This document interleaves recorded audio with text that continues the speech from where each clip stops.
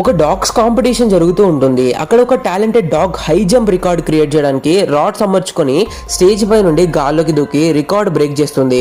అది చూసి జనాలు ఫుల్ గా చప్పట్లు కొడతారు. ఆ తర్వాత యజమాని గాల్లోకి 4 ప్లేట్స్ విసిరితే ఆ డాగ్ ఒకేసారి 4 తన నోటితో క్యాచ్ పడుతుంది. ఇప్పుడు అసలైన టాస్క్ స్టార్ట్ అవుతుంది. అక్కడున్న 4 డాగ్స్ ముందు 4 పెద్ద పైపులు పెట్టి ఉంటాయి. వాటి గుండా దూరి అవతల వైపు ఉన్న టార్గెట్ ని రీచ్ అవ్వాలి. మన స్మార్ట్ డాగి ఇక్కడ తన అతి తెలివిని ఉపయోగిస్తుంది. ఏ పైప్ లోంచి వెళ్తే త్వరగా వెళ్ళొచ్చా అని చూస్తుంది. విజిల్ వేయగానే అది తన పైప్ లోని వెళ్లకుండా పక్కనున్న డాగ్ పైప్ లోకి దూరి షార్ట్ కట్ లో అవతలికి వచ్చేసి ఆ పక్క డాగ్ పై నుంచి దూకుతూ టార్గెట్ కి ముందే వచ్చేస్తుంది. అంతేకాదు వెనకాలే వస్తున్న ఇంకో డాగ్ ని గట్టిగా అరిచి భయపెట్టి పంపించేస్తుంది.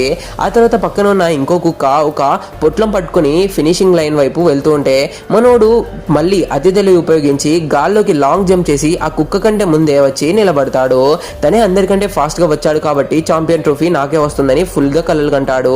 కానీ తీరా చూస్తే అక్కడ సీన్ రివర్స్ అవుతుంది. అడ్డదారులు తొక్కి సాధించే గెలుపు ఎప్పటికీ నిలవదు. నిజాయితీ లేని ప్రతిభ వ్యర్థం.